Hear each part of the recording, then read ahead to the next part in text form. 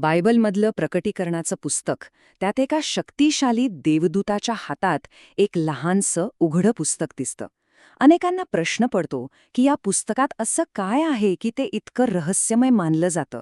बरं, आज आपण एका पाळकांच्या नजरेतून याच रहस्याचा उलगडा करणार आहोत. चला तर मग या प्रवासाला सुरुवात करूया. कल्पना करा, प्रकटीकरणाच्या 10व्या अध्यायात एक भलं मोठं चित्र उभं केलंय. एक प्रचंड देवदूत, ज्याचा एक पाय समुद्रावर आहे तर दुसरा जमिनीवर, आणि त्याच्या हातात आहे एक छोटंसं उघडं पुस्तक. पण या एवढ्याशा पुस्तकात असं काय असू शकतं ज्याने इतकं कुतूहल निर्माण केलं आहे? चला याचा शोध घेऊया. या रहस्याचा उलगडा करण्यासाठी आपल्याला एका विचित्र आज्ञेकडे पाहावं लागेल. झालं असं की प्रेषित योहानाला ते पुस्तक खाण्यास सांगितलं जातं, आणि इथूनच कथेला एक अगदी अनपेक्षित वळण मिळतं. आणि मग योहानाने ते पुस्तक खाल्लं आणि त्याला एक एकदम विलक्षण अनुभव आला. तोंडाला चव लागली, ती मधासारखी गोड, पण पोटात जाताच सगळं कडू झालं. हा जो गोड आणि कडू अनुभव आहे ना, तोच आपल्या आजच्या विवेचनाचा खरा केंद्रबिंदू आहे. म्हणजे बघा, संदेश मिळाल्याचा आनंद गोड आहे, पण त्याचा परिणाम मात्र कडू. हे कसे शक्य आहे, नाही का? हाच प्रश्न आपल्याला या विवेचनाच्या मुळाशी घेऊन जातो आणि उत्तर शोधायला भाग पाडतो. साधारणपणे देवाचा संदेश तर गोडच असायला हवा, मग हा कडूपणा आला तरी कुठून? या प्रश्नाचं उत्तर कदाचित आपल्याला जुन्या करारात सापडू शकतं. चला जरा मागे जाऊन पाहूया. तर आता आपण या विवेचनाच्या मुख्य भागाकडे वळूया. हे जे नवीन करारातलं रहस्य आहे ना, ते जुन्या करारातील एका विशिष्ट संकल्पनेशी कसं जोडलेलं आहे ते पाहणं खरंच खूप रंजक ठरेल. जुन्या करारात एक खास विधी होता. जर एखाद्या स्त्रीच्या चारित्र्यावर संशय आला तर तिला शाप लिहिलेलं पाणी प्यायला दिलं जायचं.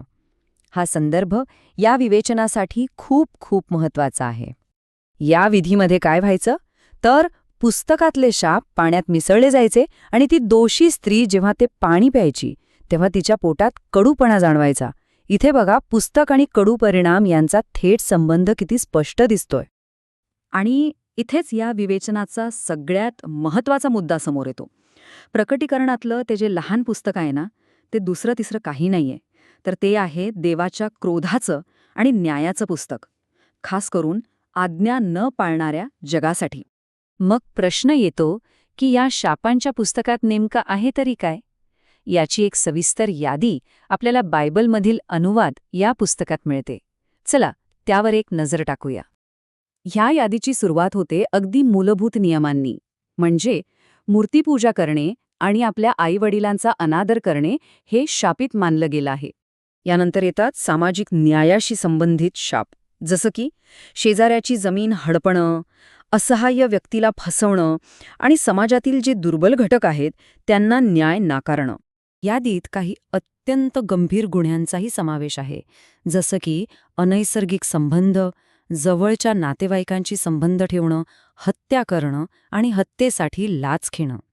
आणि मग शेवटी एक असा सर्वसमावेशक शाप येतो जो म्हणतो, जो कोणी या नियमांपैकी एकाचंही पालन करणार नाही तो शापित आहे. म्हणजे हा नियम संपूर्ण कायद्याचं पालन करण्याची मागणी करतो. आता आपण ह्या विवेचनाच्या शेवटाकडे येऊया. या पुस्तकात फक्त शापच नाहीत, तर ते उघडं असण्यामागेही एक फार मोठा अर्थ दडलेला आहे. दानिएलाच्या पुस्तकात भविष्य बंद करून ठेवलं होतं, आठवतंय, पण प्रकटीकरणातलं हे पुस्तक मात्र उघडं आहे. याचा अर्थ अगदी स्पष्ट आहे. न्यायाची वेळ आता गुप्त राहिलेली नाहीये, ती जवळ आली आहे आणि तिची घोषणा होतीये. तर मग या गोड कडू विरोधाभासाचं उत्तर अगदी सोपं आहे. देवाची योजना समजून घेण्याचा अनुभव गोड आहे, पण जेव्हा कळतं की त्या योजनेत जगासाठी भयंकर न्याय आणि शाप आहेत, तेव्हा तोच अनुभव कडू होऊन जातो. आणि हाच प्रश्न आपल्याला शेवटी विचार करायला लावतो, नाही का, की जर हे शापांचं पुस्तक खरोखरच उघडलं असेल, न्यायाची वेळ जवळ आली असेल, तर या सगळ्या धर्मशास्त्रीय विश्लेषणाचा आजच्या जगासाठी काय अर्थ लावायचा, हा एक नक्कीच विचार करण्यासारखा प्रश्न आहे.